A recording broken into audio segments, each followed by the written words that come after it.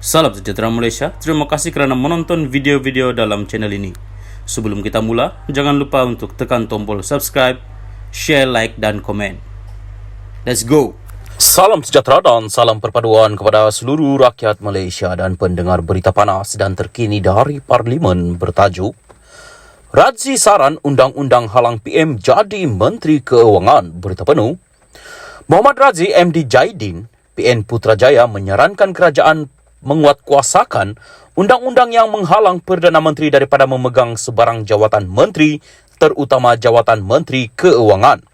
Kata Radzi, pemusatan kuasa boleh meningkatkan risiko salah guna kuasa kerana tiada semak dan imbang. Dia turut mengingatkan Dewan Rakyat bahawa Perdana Menteri terakhir memegang jawatan Menteri Keuangan ialah Najib Razak. Dia kemudian berkata, skandal yang berlaku di bawah kepimpinan Najib perlu dijadikan contoh mengapa Perdana Menteri tidak perlu mengendalikan kementerian lain.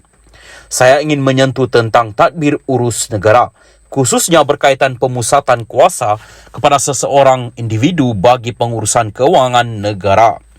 Kita seharusnya mengambil iktibar daripada pelbagai skandal keuangan maha besar yang berlaku pada zaman Kerajaan Barisan Nasional, khususnya di bawah pimpinan Perdana Menteri ke-6, kata Radzi ketika sesi soal jawab menteri di Dewan Rakyat hari ini. Pemimpin PN itu berkata, manifesto PH pada pilihan raya umum ke-14 menyebut Perdana Menteri tidak akan memegang jawatan menteri lain, terutamanya Menteri Keuangan. Menyedari kesan buruk akibat pemusatan kuasa ini, ramai sahabat kita dalam PH ketika berada di blok pembangkang telah memperjuangkan supaya Perdana Menteri tidak turut memegang jawatan sebagai Menteri Keuangan, katanya. Jelas, pemimpin Pakatan Harapan sendiri dengan sedar tidak bersetuju pelantikan Perdana Menteri Anwar Ibrahim sebagai Menteri Keuangan. Tapi amat menyedihkan apabila YAB Tambun selaku Perdana Menteri turut memegang jawatan Menteri Keuangan, sahabat semua senyap menikus, katanya. Dia juga mencadangkan kepada Perdana Menteri untuk menarik balik kenyataannya mengenai pelantikan awal Nurul Izzah Anwar sebagai penasihat kanan ekonomi dan keuangan bukanlah nepotisme kerana dia tidak akan menerima gaji. Radzi menegaskan kenyataan sebegitu menggambarkan tidak salah bagi mana-mana menteri atau timbalan menteri melantik ahli keluarga mereka sebagai penasihat dalam mana-mana pentadbiran kerajaan. Radzi melahirkan rasa kecewanya dengan kenyataan Ketua Menteri Pulau Pinang II P. Ramasamy baru-baru ini mengenai bagaimana perkhidmatan awam telah kejang dan memerlukan pembaharuan. Menurut Radzi, hujar Ramasamy adalah satu penghinaan kepada perkhidmatan awam dan orang Melayu. Sebab itu, saya begitu tersentak apabila membaca tulisan seorang pemimpin Pakatan Harapan, yaitu timbalan Ketua Menteri Pulau Pinang, P. Ramasamy, katanya. Kenyataan ini melampau dan boleh menghancurkan keharmonian negara. Adakah Kementerian Dalam Negeri telah mengambil tindakan ke atas kenyataan berbaur perkauman ini?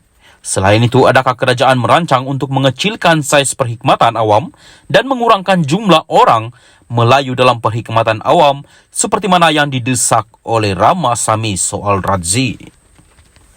Salam sejahtera dan salam perpaduan kepada seluruh rakyat Malaysia. Berita panas dan seterusnya dipetik dari BH Online bertajuk 1 sen walahi pun tak ada Muhyiddin. Berita penuh, Pengurusi Perikatan Nasional PN Tan Sri Muhyiddin menegaskan akan mengambil tindakan sewajarnya susulan tuduhan beliau terbabit rasuah khususnya berhubung dakwaan memberikan kontrak bernilai RM1 bilion ringgit kepada menantunya. Kenyataan itu disuarakan ahli Parlimen Pago itu ketika menjawab gesaan Ko Pyo Tiong, PH Kota Melaka, yang mencela ketika bekas Perdana Menteri itu membahaskan titah diraja ketika sidang Parlimen hari ini. Itu adalah suatu fitnah dan pembohongan. Tak apa, kita akan ambil tindakan sewajarnya, katanya tanpa mengulas bentuk tindakan yang akan diambil. Terdahulu, Po Tiong bangkit mengajukan soalan mengenai kontrak yang diberikan kepada menantu Muhyiddin, meskipun tidak diberikan laluan oleh ahli Parlimen Pagau itu yang sedang berucap. Keadaan sedikit kecoh apabila beberapa ahli parlimen turut serta, termasuk Muhammad Sani Hamzan, PH Hulu Langat yang turut menggesa Muhyiddin mengambil tindakan sekiranya dakwaan rasuah itu satu pembohongan. Sebelum ini, Perdana Menteri Datuk Seri Anwar Ibrahim menegaskan dakwaan pembabitan Muhyiddin dalam pemberian kontrak bernilai RM1 bilion kepada menantunya tidak akan tersebar luas jika ia tidak benar. Anwar yakin dakwaan itu benar, namun menyerahkan perkara itu kepada pihak berkuasa untuk menentukan sejauh mana pembabitan Muhyiddin dalam penganugerahan kontrak berkenaan. Perdana Menteri turut menegaskan perkara itu dibangkitkan pentadbirannya kerana mahu menghentikan sepenuhnya amalan pemimpin terdahulu yang menggunakan kedudukan bagi mengkayakan keluarga masing-masing. Dalam pada itu, Muhyiddin turut mendakwa kerajaan ketika ini mengambil tindakan berbentuk witch hunting dengan mencari kesalahan kerajaan sebelum ini yang tidak wujud. Mereka melemparkan tuduhan bukan-bukan, katanya saya seleweng RM600 bilion ringgit. Ini Perdana Menteri Datuk Seri Anwar Ibrahim kata. Lepas itu dah tukar RM530 bilion, RM90 bilion, RM45 bilion dan selepas itu RM300 juta. Kalau dari segi undang-undang, ini adalah fitnah.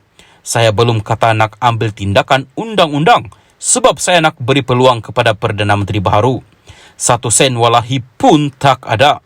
Apa disebut itu adalah pakej rangsangan, bukan untuk kita dapat kontrak, katanya. Muhyiddin turut mempersoalkan tindakan pembekuan sejumlah pegawai tinggi kementerian yang didakwa dilakukan selepas kerajaan baharu mengambil alih. Ia selepas Datuk Seri Taqiyuddin Hasan PN Kota Baru mencelah dalam perbahasannya dan mendakwa beliau difahamkan kira-kira 20 ketua jabatan termasuk ketua setiausaha ketika ini dibekukan tugas. Penjawat awam ini bersikap profesional. Kenapa kita nak bekukan mereka? Jawatan tertinggi Ketua Setiausaha Perbendaharaan belum lagi diisi. Bagaimana kerajaan nak jalankan kerja? Ketua Pengarah Perkhidmatan Awam KPPA yang menjaga perkhidmatan awam dan pelantikan kenapa buat begitu? Sebagai penjawat awam, ada proses dan prosedur mereka. Jika mereka lakukan kesalahan, mereka boleh dihadapkan ke jawatan kuasa disiplin, bukan dibekukan dan jawatan tidak diisi. Jadi, yang jadi menteri, siapa nak bantu? Takkan anak sendiri yang duduk dalam pejabat nak bantu. Apa pengalamannya? Tidak tahu apa-apapun, katanya.